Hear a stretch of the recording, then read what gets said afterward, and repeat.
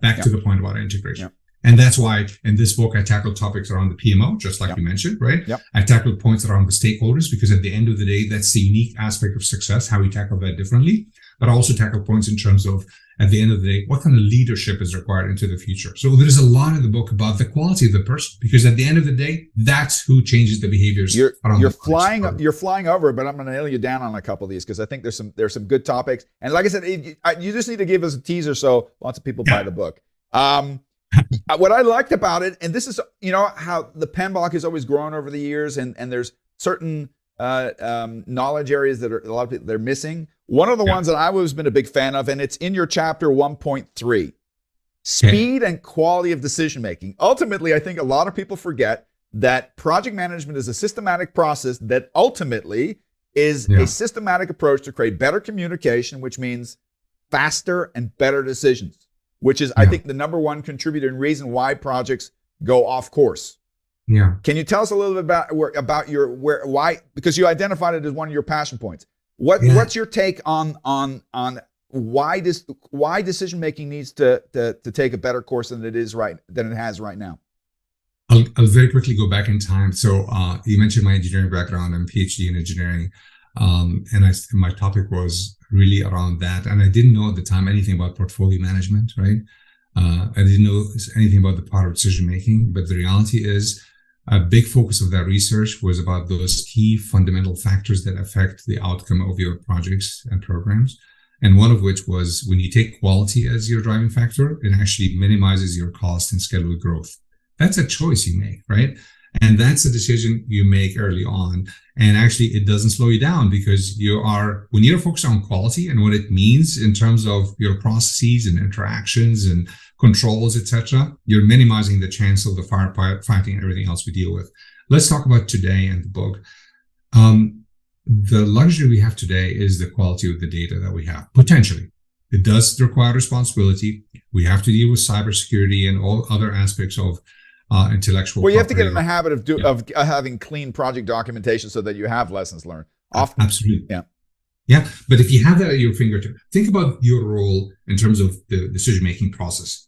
If I think, and I'm hoping that came up in your podcast on the topic as well, if I really want to make the best use of data and AI, this is about freeing and creating a very different kind of an individual able to reach decisions fast. That's my point, is that the stuff I used to be spending my time with, let's call it stuff, right? Yeah. Is very wasting different. Your time with almost. Not that it wasn't valuable, actually, but it took so long. So it took so much time. That was the big problem. Yeah. The real value of AI is that it crunches big data. Big data by itself is a nightmare. Yeah. In the book, I use guys like John Maxwell, for example. Yeah. I love John. I have like 20 of his books. I've actually met him in person. But the reason it's so relevant to the role of the PM and the leader, as I describe in the book as well, is that finally, I have time to think again for a change, right? I mean, he's a big preacher of that. And why do I have that? Because of, again, the access to data differently, the access to hopefully mature processes, etc., the access to AI helping me really streamlining and getting sense out of the data, etc., differently. So what happens? I have time to think again for a change. I can spend my time where it matters the most, which is the interactions and networking with my stakeholders to know exactly where the hot buttons are for decision making, and then bingo. The speed of decision making is very different. Yeah. The quality of decisions and the effect of those decisions is very different, because, hey, for a change, light bulb comes up. I'm thinking, I'm interacting, I'm including, I'm spending my time where it matters, and truly able to make choices that are very different than in the past. And the bottom line, regardless of what you call your organization, something excellence or PMO or PGMO or whatever the heck you want to call it, at the end of the day, I think the true value that you provide to the top level of the organization is the ability to crunch data into these 2 or 3 slides, right? So that they can make the right decisions with certainty that they otherwise have to, because I think very few people realize that the number one reason why projects are not in time, budget, or scope is because the decision-making cycles take too long.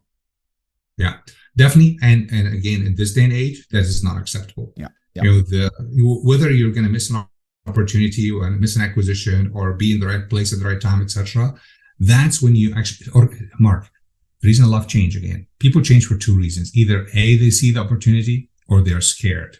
You gotta call exactly. Well, yeah.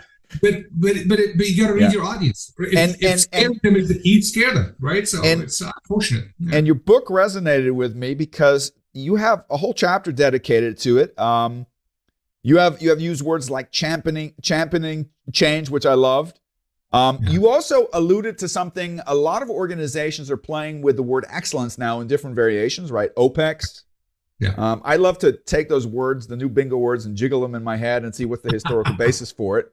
For me, OPEX in many organizations is the change organization, right? And a lot of people say, well, is that something, and then you have 100 different words for it. You have continuous Kaizen, you have lean, you have Six Sigma, you have business process reengineering, all these different things. But what a lot of people don't realize when we're talking about a matrix organization, we're not talking, modern organizations are never two-dimensional in their matrix.